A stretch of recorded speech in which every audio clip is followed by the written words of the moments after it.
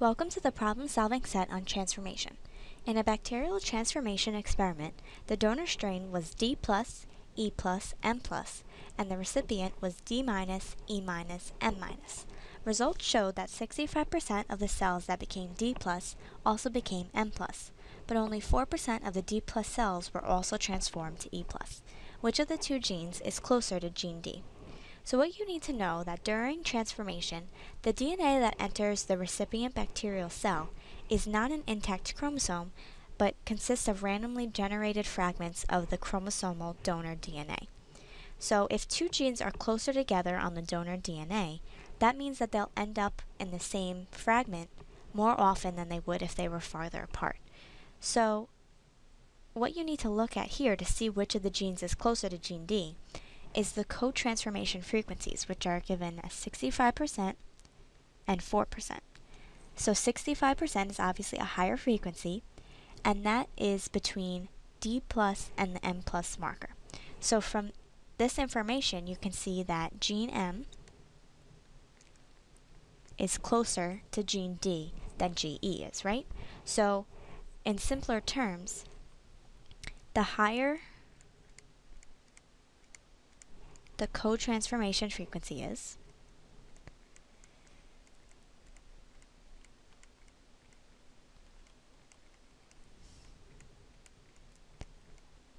this is given in percentages, so the higher the frequency, the closer the genes are.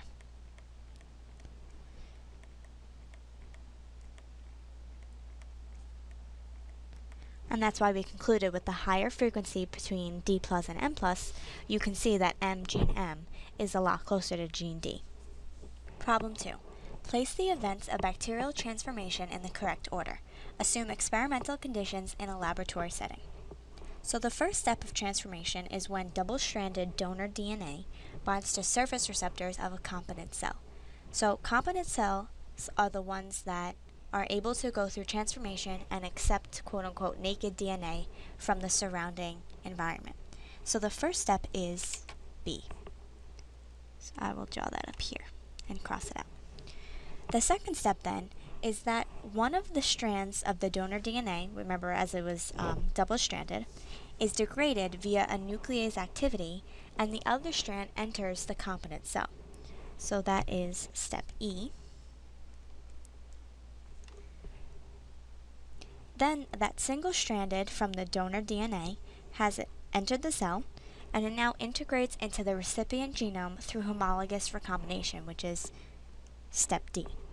Now this happens when the single-stranded DNA pairs with the homologous regions on the recipient DNA genome.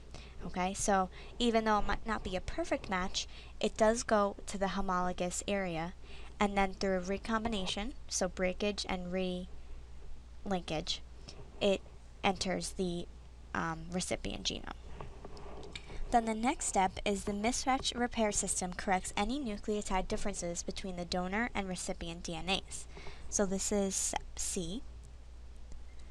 And I'll draw a little picture here so that it's easier. So let me draw two bacterial cells. Well, I'll draw one first. So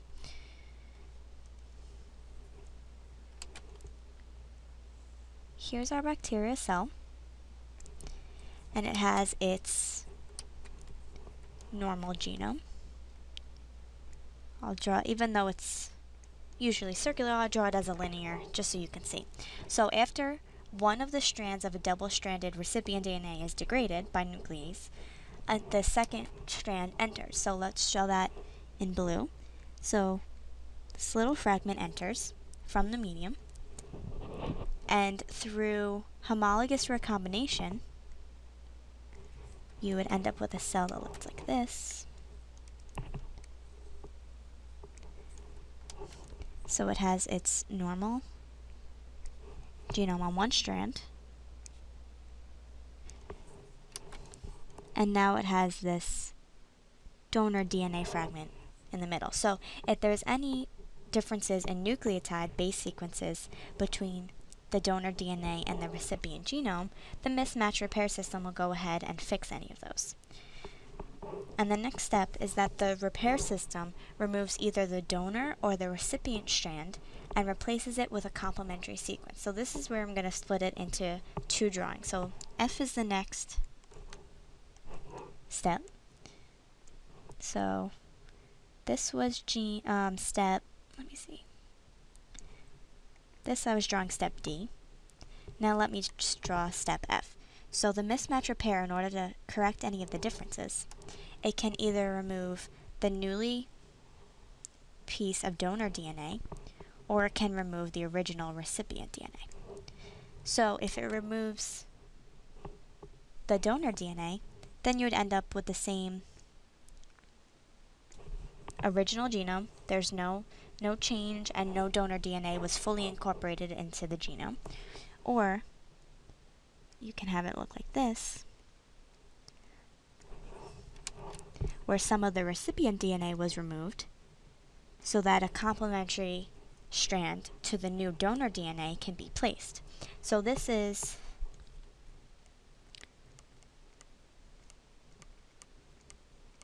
the recombinant, I'll say transformed progeny. Okay? And then finally the last step, and this is the step that you would do in a laboratory setting, is that you would plate the cells on selective media that only allows for transformants to grow. So finally this is step A. So as you can see, you have some transformants, which are labeled as number 1, or you can have number 2, which are cells that, although they were competent to begin with and they may have taken up some of the donor DNA, the mismatch repair system reverted that. So now they're just the recipient normal genome and they're non-transformants. So in order to select for that, you want to place it on a selective media. So let's say that this little piece of donor DNA, we can say, had ampicillin resistance. Okay, whereas the recipient cell was sensitive to ampicillin. So if you wanted to select for the transformed recombinants, you would plate it on a medium that contained ampicillin, and therefore only the transformed cells that now have ampicillin resistance would be able to grow on that plate, and therefore you can use them for further experiments.